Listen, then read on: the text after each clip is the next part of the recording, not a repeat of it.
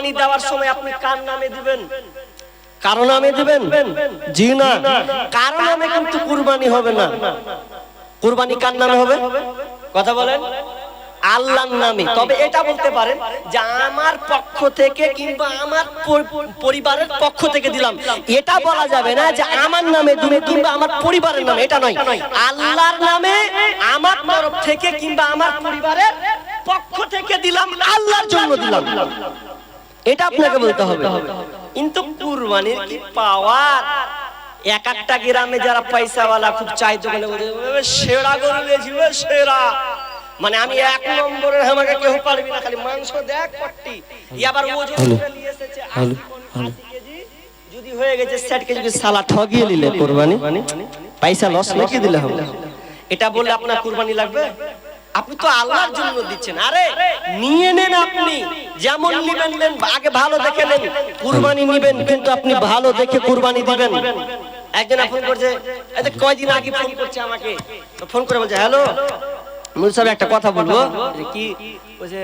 দুটা খাসি পেয়েছি বুঝলেন, তো দাম ফের আমাকে কহে না, তো বলছে সিংটা ভাঙা আছে পুরো, তো ওটা কুরবানি ছিল। মানে ও মাল পেয়েছে সস্তাতে, এখন তো সস্তাতে চালাবে, যদি সিং ভাঙা হয় লেলা লুলা হলো তো কি হলো, কুরবানি চলবে কিনা বলবি, যদি কহে যায় নিয়ে নেবো, মানে সস্তায় পাবে ওই জায়গায় নিবে। তা আমি বলছি এই যে সস্তায় পেলে তুমি, ওই জন্য তুমি চাইছো কুরবানি দিবে, তুমি ভালো কুরবানি দাও, তো তুমি সিং ভাঙা দিয়ে ওটা তোমাকে জাহান্নামে সিং ভাঙালে ঢুকাবো। তুমি টাকা কমে লেগে তুমি কুরবানি, আর গ্রামের মানুষ পাওয়ারফুল দেখাচ্ছে কুরবানি। চায়ের দোকানে খবরদার কোনোদিন বলবেন না যে বাড়ির মধ্যে আমার সেরা একটা কুরবানি, মুখ দিয়ে খবরদার নিয়ে আসবেন না।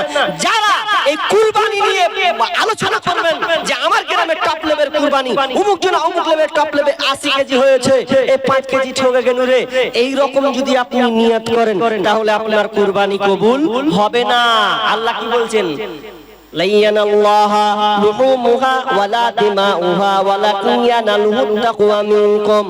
আল্লাহ সুবহানাহু ওয়া তাআলা বলছেন তোমাদের হাড় মাংস, রক্ত মাংস আল্লাহর কাছে পৌঁছায় না।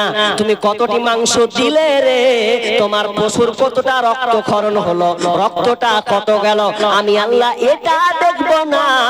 আমি আল্লাহ দেখব তোমার তাকওয়া, আমি আল্লাহ দেখব তোমার আল্লাহ ভীরুতা। তুমি কার জন্য কুরবানি দিচ্ছ, তোমার মনের নিয়তটা কি আছে? যদি কুরবানি না দাও তো লোক বলবে দেখ পয়সাওয়ালা কুরবানি দিলেন না, আর এই ভয়ে যদি কুরবানি দাও আল্লাহর কাছে তোমার কুরবানি কবুল হবে না, হবে না। শুধু তাই নয়, আবার একটা কড়া ভাষাই বলে যায়, আপনি আমার কথাকে নিতে পারেন কিংবা ছুড়ে দিতে পারেন, কিন্তু যদি আপনি মুসলমান হন তাহলে আপনাকে এই কথাটা নিতেই হবে বাধ্য। কারণ প্রথমে আপনাকে সালাত ঠিক রাখতে হবে। আগের আলোচনায় সালাতের ব্যাপারে আপনাকে ইঙ্গিত করা হয়েছে, যদিও আপনারা ছিলেন না।